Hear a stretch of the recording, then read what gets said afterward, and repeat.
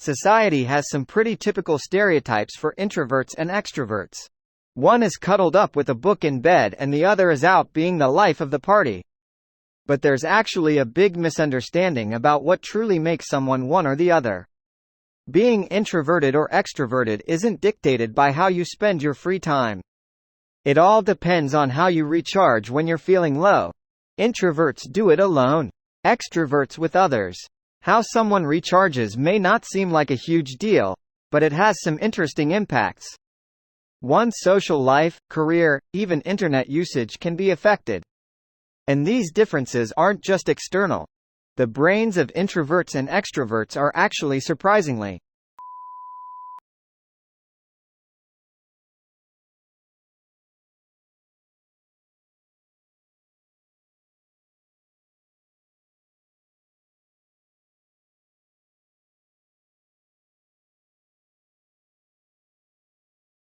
Answer. Option A, different.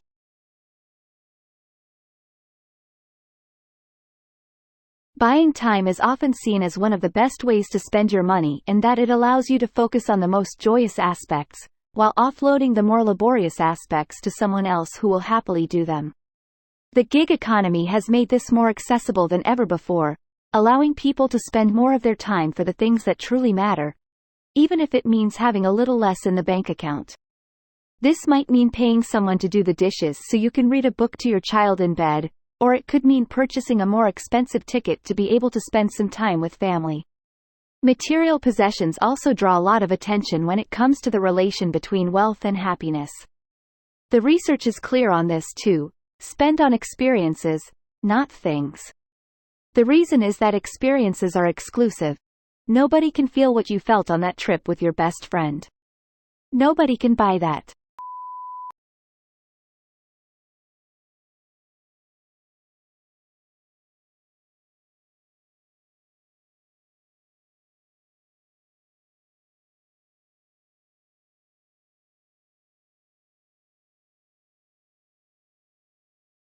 Answer. Option C.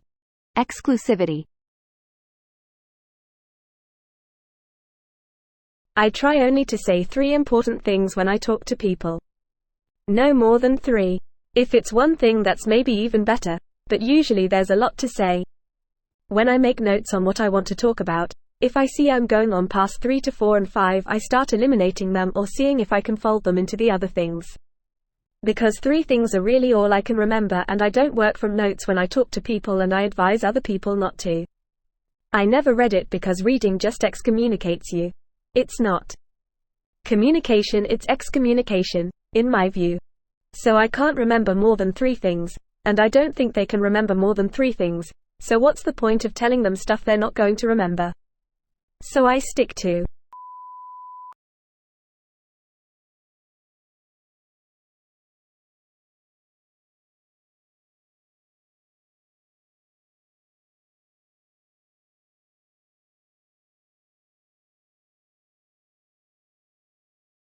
Answer.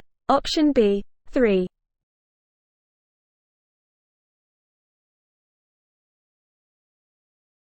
The listening is critical to the transformation. Parker Palmer said that, before I can tell my life what I want to do with it, I have to listen to my life telling me who I am. How many of us do that? So if we want to desire differently, mine your life for those stories when you were engaged in deeply meaningful and fulfilling action, and see if there's a pattern. I promise you, if you go through your life and you identify 3, 4, 5 of these fulfillment stories, you will probably begin to see a pattern emerge. And that's your life telling you something about where you find fulfillment in your desires. We usually want to get to the transformation and the change right away, but before we can go there, we have to simply take the time to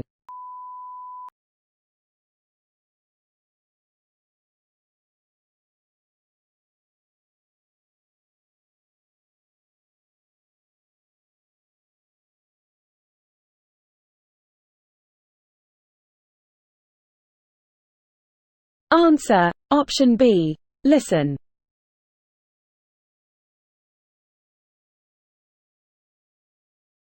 Imagine that you are in charge of a company and are hiring for a new position.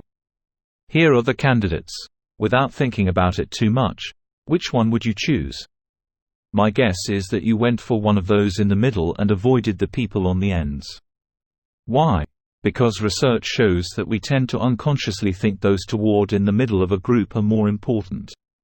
Some of the work has examined the TV quiz show, The Weakest Link, in which contestants stand in a semicircle and vote one another off. Those standing towards the middle of the semicircle won the game on average 45% of the time, whilst those standing the one of the ends won just 10% of the time. So if you want to make a good impression during a meeting, make sure you sit.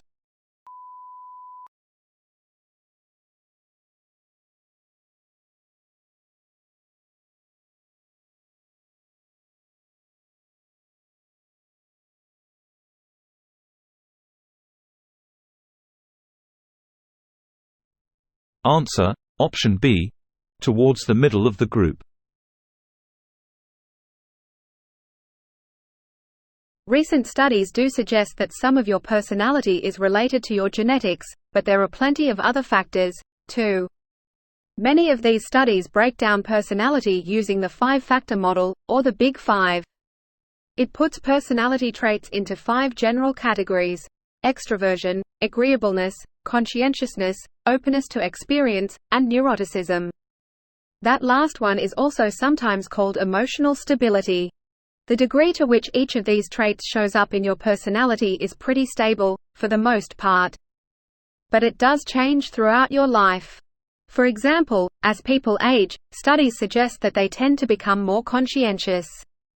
And life events like getting married have been shown to increase emotional stability. So, sure, your personality can.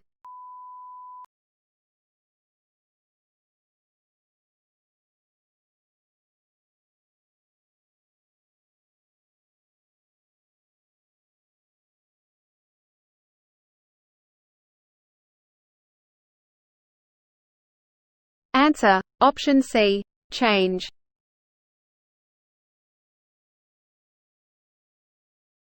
But scientists have found that there might be a way to boost the part of the learning process that happens during sleep.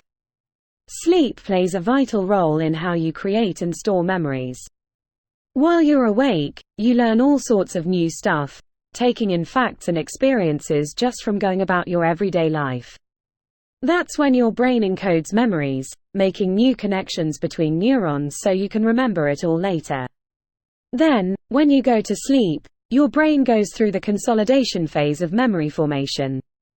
Scientists aren't totally sure how that works, but they think your brain turns all that stuff you just learned into solid, long-term memories by reactivating them and strengthening those.